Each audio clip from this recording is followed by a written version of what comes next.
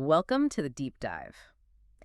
For many of us growing up towards the end of the USSR, prostitution felt like something from, well, another era entirely, like out of Dostoevsky or something. Ancient history. Oh, yeah. Exactly. But there were always whispers, weren't there? And then bam, the 90s hit, censorship disappears, and suddenly this hidden world is right there, and apparently it had been thriving all along. It's a fascinating contradiction. So today, we're really going deep into that surprising, often quite challenging history of paid love in Russia. We've got personal stories, historical records, even official decrees. Novels, too, they offer some incredible insights. We're trying to piece together the whole complex picture for you. And our mission really is to trace how this hidden world changed, or maybe didn't change, across these huge shifts. Tsarist times, the Soviets, revolution, emigration. Right up to today. Looking at why people got involved, the dangers, how the state got tangled up in it all. And how perceptions shifted, because for so many women, it boiled down to a really brutal question of survival, didn't it? Absolutely. That's the thread running through it all. I actually had this encounter once that just completely shattered my assumptions. I was in a university cafe, and my friend Masha walks in. Beautiful girl, fashionista, wrapped in this insanely expensive fur coat. Okay. I just assumed, rich parents. Never crossed my mind otherwise. But then she sits down and just casually tells me she has several lovers funding her lifestyle. None of them know about the others. Wow. Just like that? Just like that. And I was so shocked, I just blurted out, "So, you're a prostitute. How could you fall so low?" Awful, I know. What'd she say? She just gave me this pitying look and said, "My coat is mink. Yours is stuffed toy fur. I go to Thailand for vacation. You camp by a stinky river. So who exactly has fallen so low?" Oof. That's quite a comeback. Right. It completely floored me. It made me question everything I thought about morality, survival, choice. That story, as, well, jarring as it is, really hits on how deep this runs. Paid love in Russia. It's ancient. Authorities kept trying to stamp it out, even threatened Siberia. But the demand was always there. Always. Think about it. So many arranged marriages, often loveless. Then you had terrible medical care, high childbirth risks making intimacy difficult or dangerous for women. Plus, cities were full of single-man drivers, builders, yard keepers whose wives were back in the village, military garrisons too. A huge market, basically. A huge market. And interestingly, even though it was a sin officially for high school and university students, visiting a brothel was almost seen as a rite of passage, a sign of manliness. That's wild, such a disconnect. So then, 1843, Tsar Nicholas I decides to legalize it. That seems counterintuitive. It does on the surface. Yeah. But the idea, the stated goal from his advisors was containment. Control moral contagion through police surveillance and these medical tickets. The yellow tickets, right, printed on yellow paper. That's the one. Police registration, mandatory checkups. But the reality, it just created this massive bureaucracy, inspectors, endless opportunities for bribes, loopholes everywhere. So the control wasn't really that effective. Not in stopping it. By 1914, you had maybe 50,000 registered women paying for their exams and carrying the ticket. But historians reckon the real number was probably double that. Double? How? Well, you had the clandestine streetwalkers, servants doing it on the side, dancers in theaters pressured by managers. Yeah. Moscow alone, people said 30,000 women were on the streets after dark. 30,000. And the conditions, I imagine, were worlds apart depending on who you were, like velvet sofas in St. Petersburg versus something much grimmer. Oh, absolutely. You had the elite places, French champagne, discretion. Then you had the down-market dens, especially in districts like Ligovka. 6 women crammed into a room, straw mattresses. Grim doesn't even cover it. And the driving force, overwhelmingly, was just money or lack of it. Poverty. Pure and simple for most. Court records show laundresses desperate for rent, peasant girls running from abuse, widows literally holding babies. So the yellow ticket, despite the stigma, it was a grim trade-off. It gave them legal residency in the city, which they wouldn't have had otherwise, freedom for reputation, essentially. Some actually managed to save up, open a tiny shop, use it as a stepping stone. but for many others, It was a downward spiral. Disease, alcoholism. It wasn't really a choice for most. It was desperation. then 1917 happens, revolution, and boom, the yellow ticket system is gone almost overnight. Within weeks, yeah. Abolished. But the demand for paid sex, that didn't just evaporate with the Tsar, did it? Not a chance. In fact, the post-revolution chaos actually pushed more women into it. Think about the devastation. The WWI, the Civil War. Exactly. Huge numbers of men killed, Millions more came back, wounded, unable to work. And women's jobs, domestic service, teaching, factory work, Yeah. they just vanish. Factories closed. The Reds were raiding the countryside for food. So the economy just collapsed for them. Completely, creating this huge economic vacuum. And the unemployment numbers were stark, right? I read something about Moscow hitting like 80–90% unemployment in some weeks. Insane figures. And women were over half the job seekers. Even the official party press warned women queuing for work were standing on the verge of prostitution. So the authorities knew the scale. They knew. By 1921, the Commissariat of Public Health estimated, based on clinic visits and ration card data, maybe 1 million women were earning a living this way, at least partly. 1 million. That's staggering. It is. And initially, the Bolshevik view was, well, different. They saw it as a social disease, something to cure, not punish. So they tried helping. They did. They converted old convents into shelters, offered detox, job training. But it was a drop in the ocean. 5 centers in Moscow by 1927, maybe housing 1,000 women total. Nowhere near enough for 1 million. Not even close. So by 1929, the ideology shifted. The party declared paid love could not exist in a worker's paradise. Crackdown time. But did cracking down actually stop it? Or just push it further underground? The latter. They just adapted like it always does. Women started working the trains, slipping into the new hotels for foreigners to get hard currency tips. Which were worth way more than rubles. Infinitely more. And at a lower level, sex just became currency. For a job, for housing, ration cards, a promotion, even small things like smuggled French powder or a glass of vodka. So corruption was part of it, too. Absolutely. Even at the top. Yeah. Aging Bolshevik leaders, the ones preaching paradise. They were using their power and privilege to get young, beautiful women. There's this quote from a secret diary. Oh, yeah. Something like, "The soldiers of the revolution have grown older. The specter of communism might be forever out of reach. Must they forego all of life's pleasures?" Stark, isn't it? Wow. So much for the workers' paradise. And places like the Bolshoi Theater, Mosfilm Studios, they became unofficial hunting grounds. Pretty much. Yep. Showrooms for party bosses to pick mistresses, Mhm.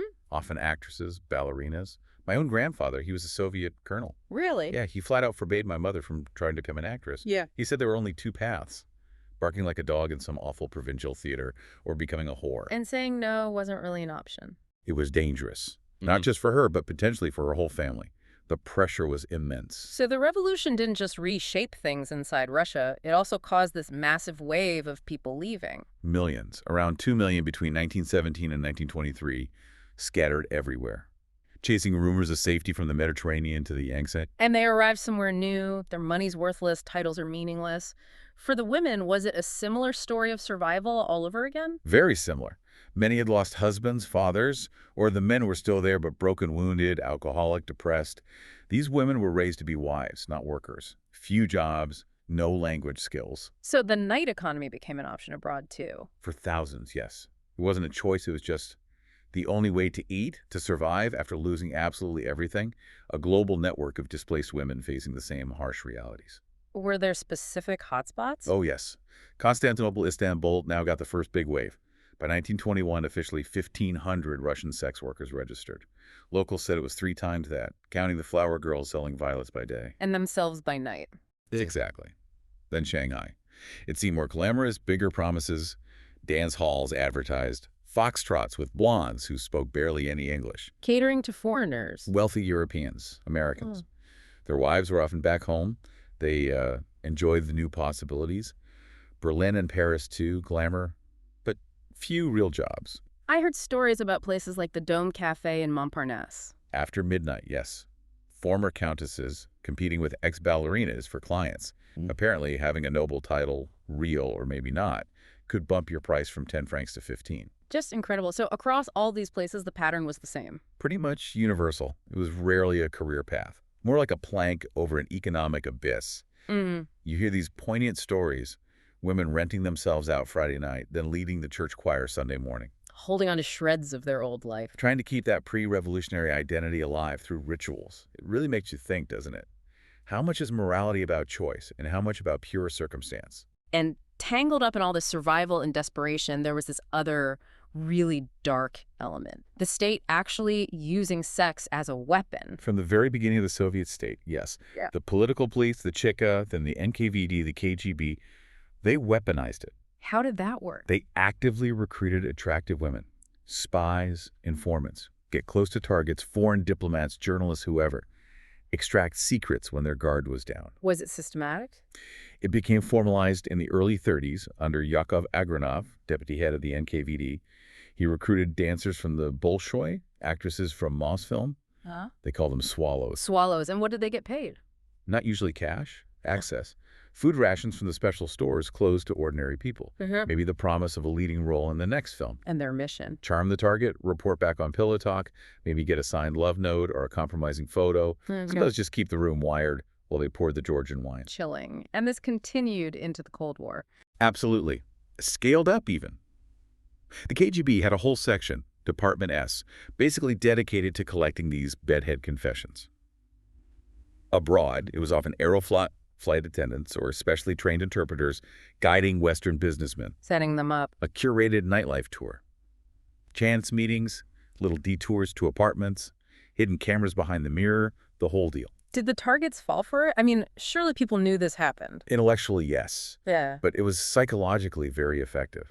This retired diplomat I read about, working there in the 80s, Yeah. he said these women would call his hotel room relentlessly from 9 p.m. past midnight. If his wife or daughter answered, click, they'd hang up.